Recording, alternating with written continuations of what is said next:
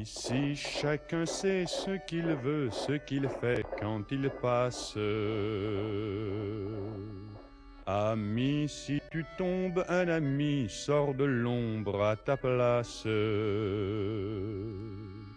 Demain, du sang noir séchera au grand soleil sur les routes et sur les routes.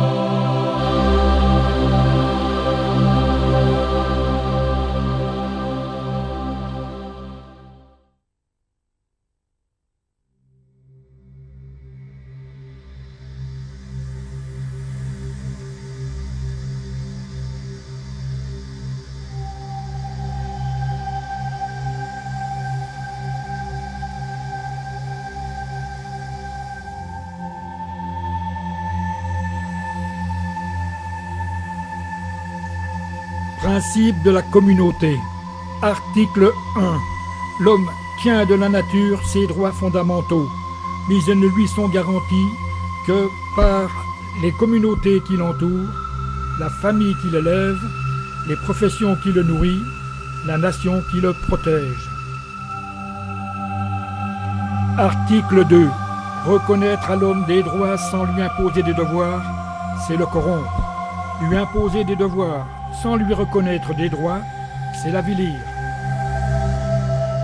Article 3. La liberté et la justice sont des conquêtes. Elles ne se maintiennent que par les vertus qui les ont engendrées. Le travail et le courage, la discipline et l'obéissance aux lois. Article 4. Les citoyens doivent travailler à rendre la société toujours meilleure. Ils ne doivent pas s'indigner qu'elle soit encore imparfaite. Article 5. l'esprit de revendication retarde les progrès que l'esprit de collaboration réalise. Article 6.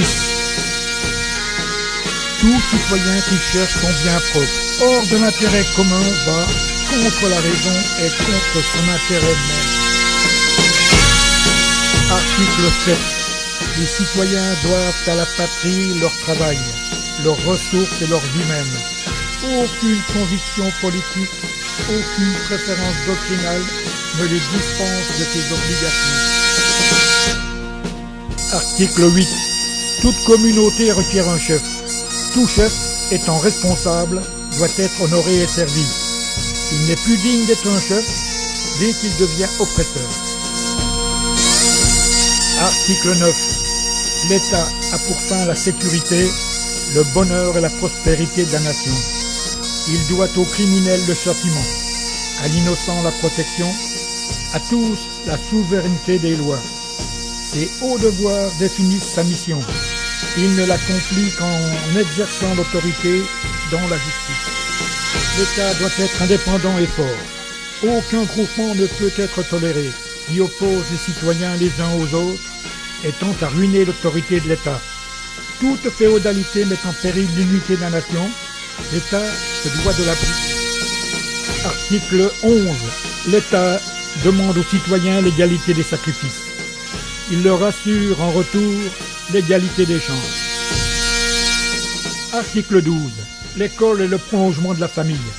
Elle doit faire comprendre à l'enfant les bienfaits de l'ordre humain qui l'encadre et le soutient. Elle doit le rendre sensible à la beauté, à la grandeur, à la continuité de la patrie. Elle doit lui enseigner le respect des croyances morales et religieuses, en particulier de celles que la France professe depuis les origines de son existence nationale. Article 13. Ni la naissance, ni la fortune ne confèrent le droit au commandement. La vraie hiérarchie est celle du talent et celle du mérite. Article 14. L'économie d'un pays n'est saine que dans la mesure où la prospérité des entreprises privées concourt au bien général de la communauté. Article 15.